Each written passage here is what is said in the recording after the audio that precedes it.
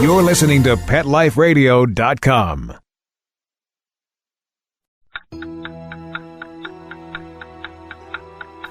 It's 11 o'clock at night. It's dark. You're sitting in front of the mirror getting ready for bed. There's nobody else in the house. You see something move in the corner of your eye. You glance to your right, but you don't see anything. Another minute goes by, and you think you see movement again.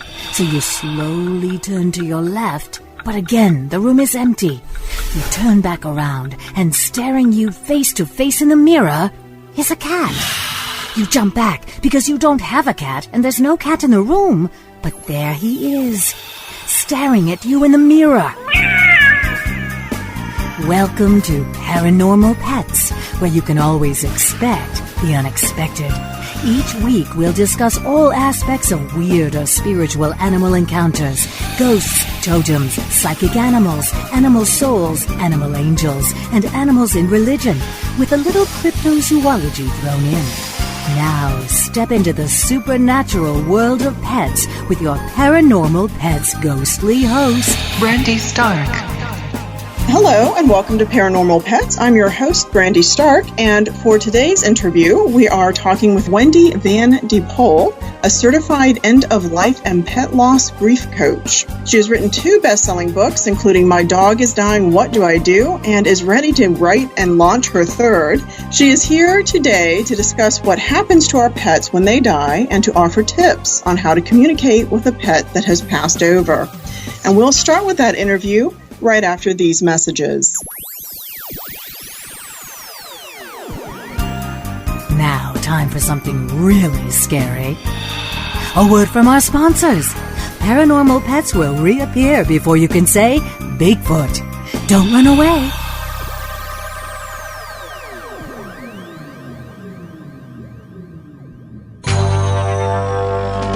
It's DesignerPetSweaters.com. Hand-knitted designer sweaters for your precious pup or cool cat. Beautiful couture patterns for your pets, including custom-knitted formal wear, casual wear, yachting, and even sports-themed. Many designer pet sweaters include feathered tammy hats, top hats, and a lot of sparkle. Each sweater includes leg loops, front paw sleeves, and leash opening. Visit DesignerPetSweaters.com to order your 4-legged fashions today. Large or small, we fit them all. DesignerPetSweaters.com.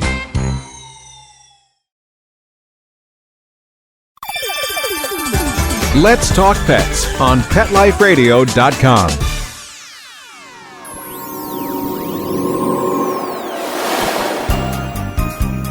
Did you hear that? Our commercials have mysteriously disappeared. Paranormal Pets is back with our haunted host, our ghost host, Brandy Stark. And welcome back. Our guest today is Wendy Van de Poll. How are you doing today? I'm great, Brandy. How are you? We are doing okay. Now, I've always found this to be a fascinating field, particularly pet loss and dealing with the certified end-of-life aspects and issues. How did you get started in this particular profession? Okay, it's really quite a little bit of a windy road. I was a wolf biologist many, many years ago, and I handled wolves in the wild and tracked them and all that wonderful stuff, that you get to do as a wolf biologist. And I always had a connection with them, and I would oftentimes, because I'm an animal communicator, start getting messages from them. And one of those messages was that for me to be a translator and to help with sadness and with the perils of wildlife. I then, after many years of doing that, I decided, I personally couldn't handle that anymore, so I decided to become a massage therapist for dogs and horses. And that's basically when it began, because the people that were drawn to me were people that had pets that were in hospice. They wanted to do something nice for their animals. So my job was to not only give them a massage or energy work, but to help with the grief. And because I've been an animal communicator for basically my entire life, I was getting messages from them and just affirmations that it was, this is the work that I was supposed to be doing. So that's basically how it worked as far as getting in, really, really diving in and becoming a certified end-of-life and pet loss grief coach and an animal medium. That's the work I've been put on this planet to do. to help people and to help pets. That's absolutely fascinating. And I think it's interesting that you went from biologist, kind of from one end to the other, even though they're very much connected. That's really quite fascinating. I do know that sometimes science will frown on these things, but I myself am a professor of religion and humanities, which tends to be a little bit of a different point of view. But the more I see of things, the more interconnected they really become. They are. It's the art of science, That's perfect. That's absolutely it. I agree with you 100%. Yes. So you have written 3 books, which we'll talk about a little bit more after the next break. But we beforehand kind of discussed a few ideas on topics. And one thing that came up was the idea or the question, what happens to our pets when they die? And that's a pretty complicated question to toss out there. But what can you tell us? Okay, it's a really common question concerning people when they lose their pet and what happens to them. They move to a spiritual energy, or and they exist as a soul spirit. They don't have any pain, they don't have any sickness, there's no fear. This is a really cool time when they fully emerge into that spirit world where people can start making connection with them. Take up to 2 weeks for them to fully transition into that world, into that afterlife. And then the conversation can begin. It's really quite profound and wonderful. The thing is that I don't believe in is the Rainbow Bridge. And we hear that a lot. And I know it offers a lot of comfort for people. Yet, the conversations that I have had with countless thousands of animals, both wild animals, insects, pets, they really don't like that concept of the Rainbow Bridge. They feel it holds them back. Part of death is that it gives life. When we ask our animals to stay near the bridge and wait for us, they've got work to do. So the last thing we want to do is ask them to wait for us. They are going to come back. Believe it. In the afterlife, if you still have work to do with them, and when we die, they will be there.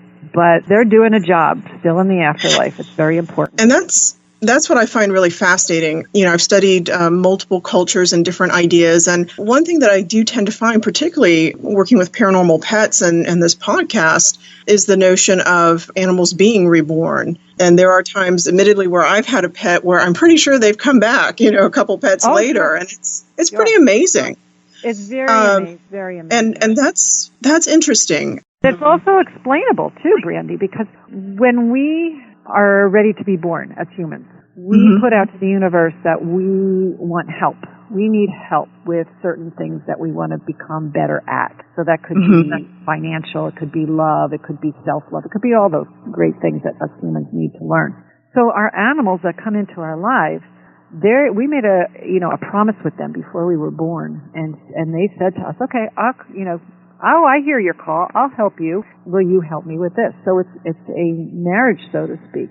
So, like you say, when they're reborn, it could be very, very probable that they are coming back because that promise, that contract, that mission in your life was not complete. And so they're coming back to help. That's absolutely fascinating, too. I continuously, I will tell students that some of the best things I've ever learned are from my pets. And I have pet rats, and people recoil with this idea of pet rats, but I have to explain that, and I have pugs, as you can hear. I'm sorry. That's okay. I love that it's an animal show. It's perfect. And they're always there. There's not much I can do today to calm them down.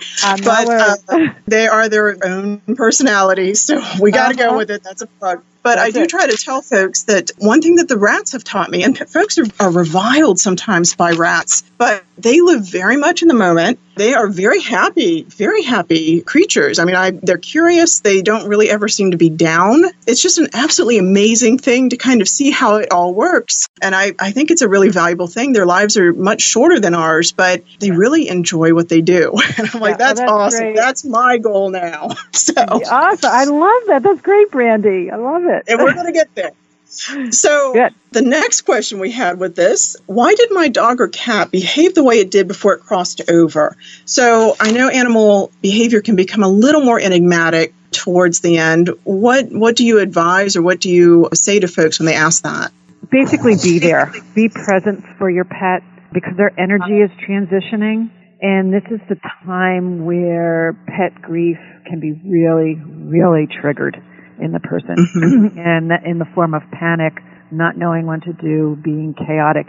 In my first book, I help people and I help my clients all the time with this is, have a plan. Be prepared so that when this time comes, you know what to expect. You know they're partly in the physical. You know they're making a transition into the spiritual. And how it's not really about you anymore. It's about them and how to make them more comfortable. You mentioned your first book. What was that? My Dog is Dying, What Do I Do? Yes. Okay, and what was your second? My second is My Dog Has Died, What Do I Do? And, okay. Yeah, they're both very different because it's both a very different process. And they go along with the courses that I offer for people, in whether they're... So. That's awesome. And I know kind of towards the end, we're going to do a little sample of some of that material. And I think that's pretty neat. Question 3, does my pet that passed have a special message for me? And I think, when folks email me and they'll tell me their stories about their pets, that's another question that comes up. Yes.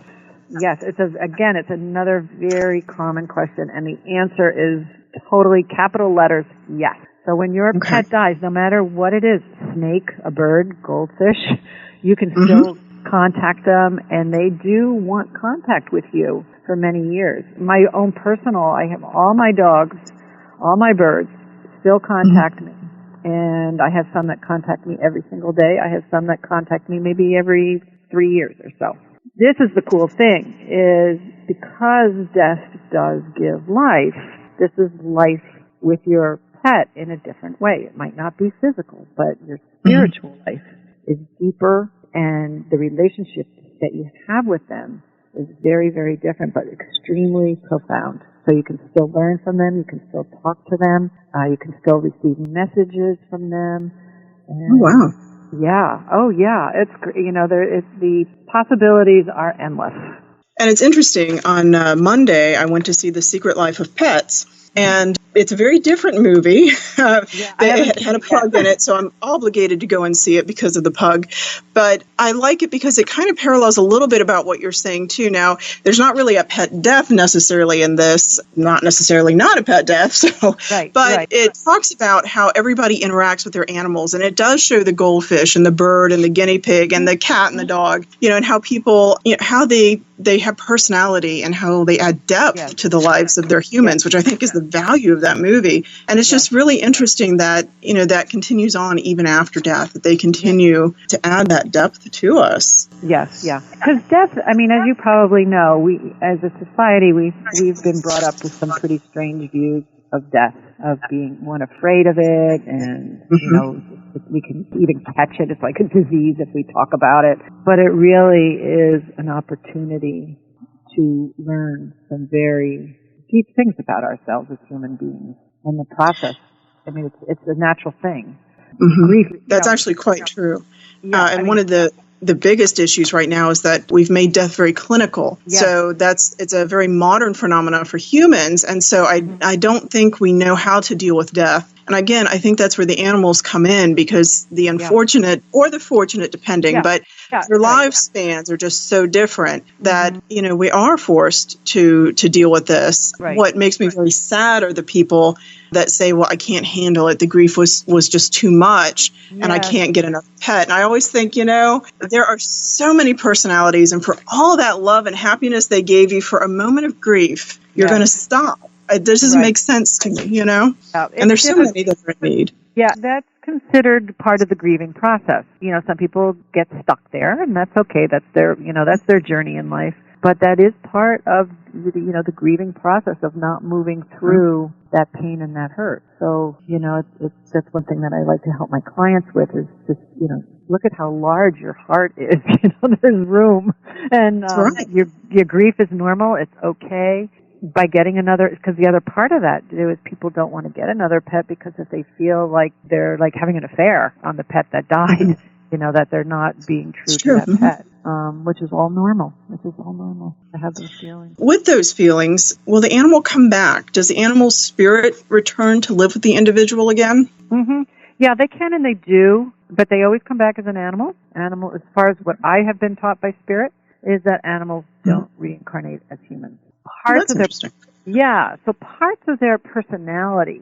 So like when somebody says, I know my new husband is my black lab that I had as a kid. Mm-hmm. Here's the part of that, what I mentioned before, is you made a promise to, you asked the spirit world when you were born to help you out. And this black lab came to you to help you. Mm-hmm. Well, the black lab had passed, but you didn't learn total self-love. So you get a new husband or new partner, whatever, and you know that black lab is your husband. But it really is that promise. It's that promise that you made that you asked the universe to help you with. So it's part of that personality. That's what I have been taught. I'm not saying that's right, but as far as that's interesting, though. Yeah, communicating with my spirit guides and my animal communication team. Mm-hmm. Animals really don't want to come back as humans, even though we are animals. They're very happy. Dogs are very happy coming back as lions, and lions are very happy coming back as giraffes. And it's kind of interesting, too, because I think one appealing nature of an animal is that they certainly seem a little less encumbered than humans do. I mean, we drag around a lot of stuff with us, and animals just go with it. So yes. I think that might, personally, I think I want to come back as a pug. But I know. It's an interesting thought, I'd be loved just for sleeping and eating and being a companion all day. That's right. Brilliant, right? Sure. It's fun. And the last question, and then we'll take a quick break, but does my animal friend know that they're going to die? Animal cognition, the ability of self-awareness and self-determination is something that I try to promote through this podcast. And that would indicate that they know that they're going to die. But is that your experience?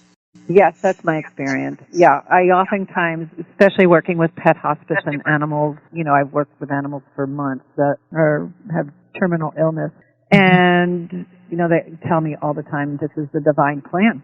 This is, I know I was going to die of cancer, and I knew I was going to die at the age of 9. And they're so animals are so fine-tuned, and they're highly evolved beings. They're so much more evolved than we are. And because, and they're here to teach us to be better humans. So they're okay with death. They don't have that same, they're in the moment. They're okay with it. And when they die, it means that their work with us, with their people, is complete.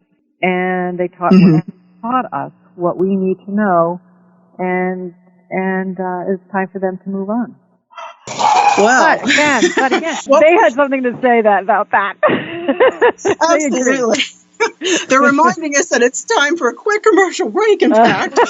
Then when we get back, we'll talk a little bit more about your books, and we'll talk about those 3 questions and see what folks can do with them. So we'll be right back after these messages.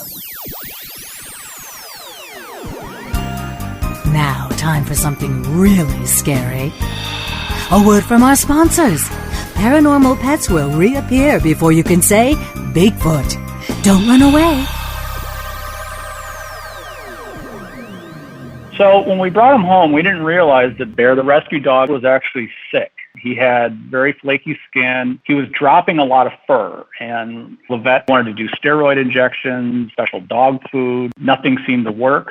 So I've been hearing Dinovite on the radio for years. DINOVITE.com. 859-428-1000. It never actually crossed my mind to try it until I was just at a dead end. And then it finally sunk in. Oh, you're talking about hair and skin. And all right, I'll try it. Well, it took probably 6 weeks, but after we started using Dinovite, no more flaky skin. He doesn't scratch and itch, and he started to put weight on. It was awesome. He makes us feel like we saved him. Every rescue dog in America deserves Dinovite for 90 days. I wish that we would have started the Dinovite right away. It would have been so much easier. 859-428-1000. DINOVITE.com. Are you having trouble getting the word out about your new pet product or invention? Let Whitegate PR open the gate to your marketing and public relations efforts. We've been specializing in public relations in the pet industry for over a decade. From press releases to media relations and publicity to pet trade shows and launch events to social media, the pet-friendly team at Whitegate PR has you covered. If you listen to the wise words of Bill Gates, he says, "If I had $1 left, I'd spend it on PR. Learn more at whitegatepr.com. Let's talk pets Let's talk pets on Pet Life Radio. Pet Life Radio. PetLifeRadio.com.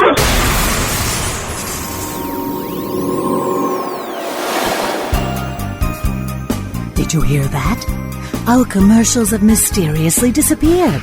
Paranormal Pets is back with our haunted host, our ghost host, Brandy Stark. And welcome back. We are working with Wendy Van de Poll about animal communication, animal death, animal awareness, animal missions. And tell us a little bit, you mentioned your 2 books. You've just published a 3rd. Can you tell us a little more about those? Sure. I have 2 books right now. They're both bestsellers. One is My Dog is Dying, What Do I Do? Making Decisions and Emotions and Healing the Trauma. And that particular book is for people that get the news. You're in the vet's office. The vet comes in and says, I have bad news. Your dog is going to die. And you maybe have a week or a month, a month. So it's a book that goes along with my course that I offer. And it's basically your first aid kit, your emergency first aid kit to how to navigate that really, really chaotic time. It talks about what is grief, that grief is okay, how to find help with your grief, what are the stages, what you can expect, how to take care of yourself, how to take care of your dog. The second one is My Dog Has Died, What Do I Do? And that's obviously after the dog has died. And what kind of decisions that you have to make and what to expect from people around you. And it talks about how to take care of the body, pet funerals, memorial services, when to euthanize, how to heal, writing love letters. I'm very big on having people write letters to their pets. It's such a healing thing. And both books are extremely my goal, and that one also goes along with a course too. But my goal for my books is for people to be able to find a friend. Because, let's face it, pet loss, even though we love our pets, pet loss, a lot of people don't understand it. And there's so many myths that are around it, and there's so many expectations, and people often feel very alone and feeling like they're going crazy. And my goal with these books is helping people to know that, 1, they're not going crazy, 2, they have a support system, and 3, how to navigate the journey of getting the news and then dealing with it when the dog has died. I'm writing it also, my 3rd one's for the cat people, and my 4th one's for the cat people. And then and then next year I'll be writing 2 more books. I mean, I love writing and I love coaching, so. That's great. I'm always writing. So, but my goal is to normalize death, normalize grief, and to allow people to feel okay that they are going to cry, be angry, maybe not eat for a couple of days, just knowing what to expect, and know that just because you having a conversation with somebody and all of a sudden your grief is triggered and you start to cry uncontrollably, you know that you're not going crazy. It's just part, it's important. Our society has taken us away, I believe, to allow us to be humans. Humans, that's part of being human, is grieving and mourning.